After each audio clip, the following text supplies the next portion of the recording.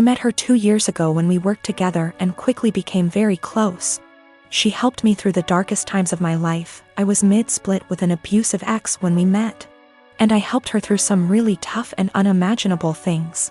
There were lots of rumors at the time we were seeing each other and everyone assumed we were an item. But for the past 2 years our relationship has been purely platonic. She was my best friend, and up until a few weeks back I don't think we'd even ever hugged. Fast forward to a week ago, she came over for dinner and wine. This is very common and normal. We had more than usual and she was over the limit so couldn't drive, so she stayed the night. We slept in the same bed but apart and no physical contact again. It was completely normal and just as expected. We somehow didn't get up and ended up staying in bed until 10 p.m. the next day just talking. Sometime during that evening she got upset about something going on in her life. I rubbed her back while telling her everything will be okay, and then we just cuddled. Probably the first bit of real physical contact between us, but nothing was sexual. Didn't feel weird and she went home and it was all okay. This last weekend we had a hiking holiday planned, where we'd be sleeping in her van. She has a converted Transit. It's one bed but we thought we'd be fine. First night it was freezing, ending up cuddling and spooning but again didn't feel sexual. Second night is where it all went a bit wrong. We drank a bit too much and the spoon ended up getting carried away. It seems to be a joint thing and before I knew it we were kissing and touching each other everywhere. It was a bit of a frenzy of this for about 15 minutes until we both stopped and realized what we just did. After this we spoke a little and asked if either of us regretted it. We both said we didn't, but it was odd. She got upset and I told her it was okay, it didn't change anything and we could just draw a line under it. We woke up the next morning and it happened again. We didn't talk too much but then went for a walk and then just before we headed home we ended up all over each other again. We were completely naked but again stopped, cuddled and lay there. We both agreed it was a what happens in X, stays in X type event. It was a really long trip home, 6 hours plus. During this she would rest her head on my hand on lap ECT and it seemed very different to our usual dynamic.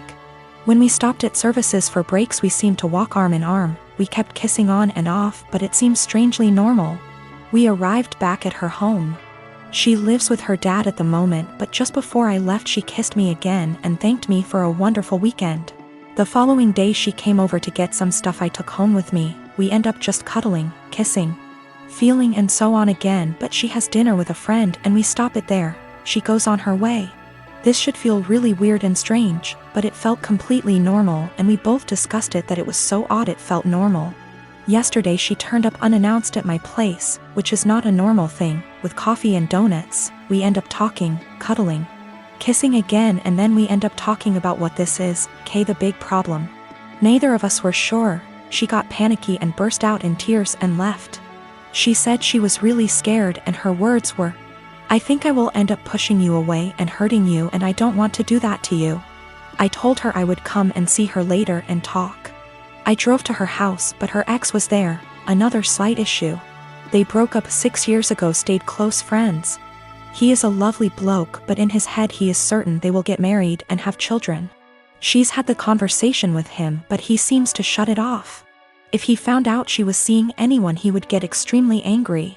But there's so much family history intertwined between the both it's really complicated. For that reason she has avoided seeing anyone in the past 6 years. The reason he turned up is she hadn't responded to him since the night we kissed. I went home when I saw his car and just said she could come to mine to chat later. She turned up, sad and very emotional. She explained she ran off because she is terrified of losing our friendship. I said let's just cut the romance out. Draw a line under it and be friends again, but she seemed to not speak much when I said this. I asked if her ex was the issue. She said it was nothing to do with us but a whole other issue. But that was not impacting what was going on between us. We sat quietly, hugged and I tried to reassure it would be okay, and I wasn't going to start hating her for whatever reason. And I am completely fine with just being platonic friends again. We both agree and say whatever happens we stay friends and nobody gets hurt but we will pull back from the more physical side. I woke up this morning really panicky. I have no idea where we are, where we stand and absolutely terrified of losing our friendship. I don't know what to do or say. I felt sick to my stomach and can't eat at the thought of this. She is coming around later to collect some of her clothes she left last night, and I am thinking I need a plan of what to say / do. I cannot lose my best friend. She is absolutely everything to me, but I am worried we crossed a line and there's only one eventual outcome which won't be good. I'm a 30-year-old male and my best friend got married last week. I just bought a house and my wife is expecting our son in November. So I let him know I was limited in what I could contribute financially, but did tell him I would try my best.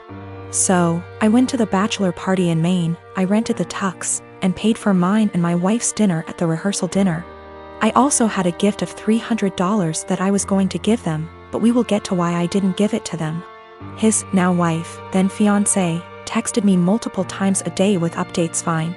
I didn't always respond and it got to the point where if I didn't respond at least once a day, I'd get a call from my buddy. I have a full-time job and am redoing some rooms in my house, so I'm busy. She texted me for the following reasons. 1. My wife was not allowed to talk about our pregnancy at all. She didn't want anyone to focus on that more than her, the bride. 2. She was not going to order special food for my wife, no one asked her to. My wife was fine with whatever she was going to be served.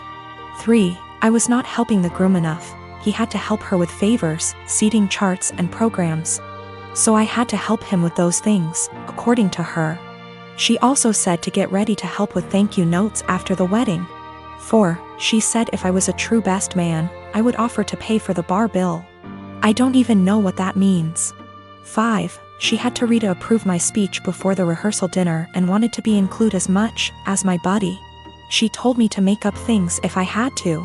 I was also not allowed to include anyone but the two of them and no inside jokes or stories about my buddy that didn't include her. 6. Her last text said to tell my wife to keep it together and not make a pregnancy scene during the wedding. Also, she wanted her to choose a dress that downplayed her pregnancy as much as possible. I was just so aggravated. I spoke to my friend to see if he could reason with her. He told me to just play ball on this one, it's her day, and to cut him a break. Because he'd be dealing with her nonsense for the rest of his life. I was annoyed but calmed down. The day of, all the bride and my buddy do is scold me, berate me and bark orders. I head down to the bar for a drink. The bride's mother is there and warns me not to get drunk because I've ruined her daughter's day enough. I didn't give them the card with the cash and in the speech. I used my friend's exact wording about having to deal with her nonsense for the rest of his life. I wished them the best and told him I'd always be there for him, especially during the divorce. I sustained very bad injuries to my face this month. I'm in the stage of healing when the scar tissue has formed, but it's still very tender, new skin. I'm going to have very obvious facial scarring for the rest of my life. The injury starts about an inch above my hairline, goes down over my brow so that on part, hair will not grow. It continues down my cheek where it is deepest. I'll always probably have an indentation in the fullest part of my cheek. Then it continues to my jawline. In some ways it's okay. I'm happy it's just cosmetic damage. My friends are super reassuring, telling me how badass and sick it's gonna look. They say I'm still as hot as ever, now a little more sexy and mysterious. But in some ways it really sucks. I know that I'm always gonna be seen first as the girl with a scar. And it feels especially bad when people look at me differently. This week, I had to fly home for a family thing. It was a plan I'd made long before my injury. I wasn't really looking forward to the pity or people making a big deal of it. I'd rather it not be acknowledged. I'd also met with my dermatologist who said that I was at the stage of scar tissue formation, that I no longer should be dressing the wounds. The skin was healing and instead I needed to be applying topical cream and Vaseline to keep the site clean and moist. It also looks a bit ugly. The building scar tissue is very red and tender, and with the Vaseline over it, looks slick and shiny. So I get on this flight, I have the window seat and I put on my headphones and drift off to sleep when the plane is still boarding. I wake up to this kid, maybe 4 years old, sat next to me, throwing a tantrum. I didn't catch the first part of it and I honestly couldn't understand what he was yelling about. His father said to me, "Can you cover that injury?"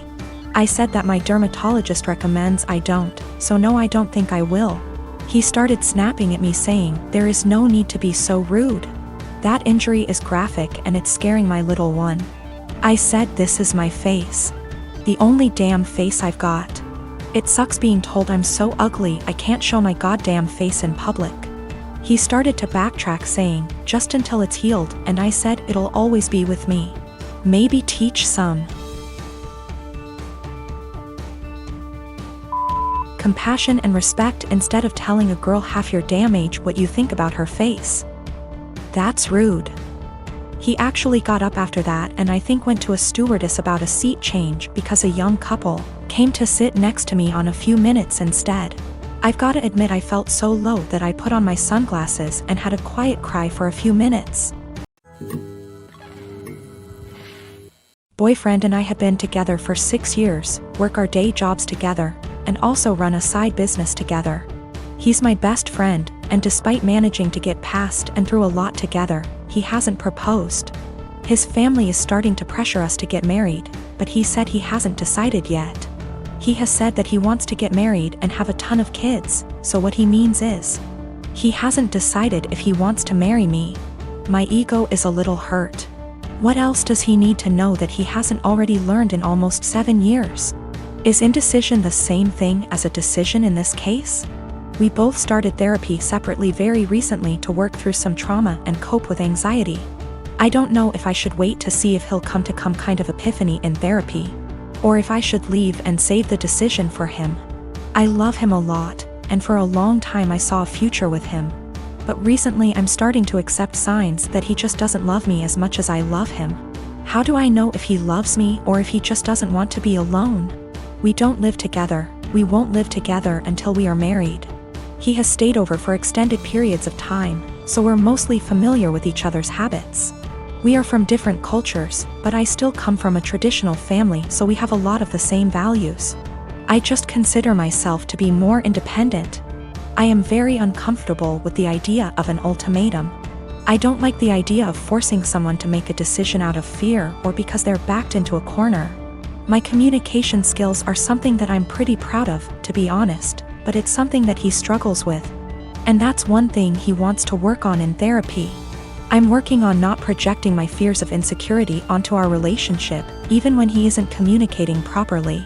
He picked me up and I told him that after the conversation with his family, I've been feeling really insecure in our relationship. And if he's unsure if he wants to marry me, I need to know what he's unsure about. I said if we want to have kids, I really can't wait forever. He says that he is sure he wants to marry me, and he might have had a plan to propose. But when I came over, his family completely blindsided him, and now it's awkward, like they've spoiled it. I told him maybe he needs to think about if what we have is what he wants. I just feel it shouldn't be this complicated. Maybe I'm just jaded and bitter at this point and nothing will make me happy. I do believe him. He wouldn't drag me along just for the fun of it. I love him, and our lives are so wrapped up, it's very hard to leave, even if I wanted to. I just wish I could read his mind. I wanted to talk to my therapist before I made any decisions. We both had appointments the following day, and in my session she asked me if I thought I was ready for marriage. I said of course. I've known I wanted to marry him since I asked him to move out with me. 2 years into the relationship and he turned me down. She responded by rephrasing the question. She said she isn't asking if I want to marry him, but rather, is the way I currently feel about myself. The way I handle my problems and my anxiety, and the way my boyfriend and I communicate. Is the way I feel in my relationship the way I want the rest of my life with this man to be? No way came out of my mouth way before I even processed it. Stressed was in my brain in big, bold, yellow letters. Right now I need to continue to work on my issues in therapy and learn what the best version of myself is like before I'm ready to commit to whatever future version of our lives together looks like. I've only been going for 2 months so far, and I've already seen a huge improvement in my ability to handle stress and my self-worth.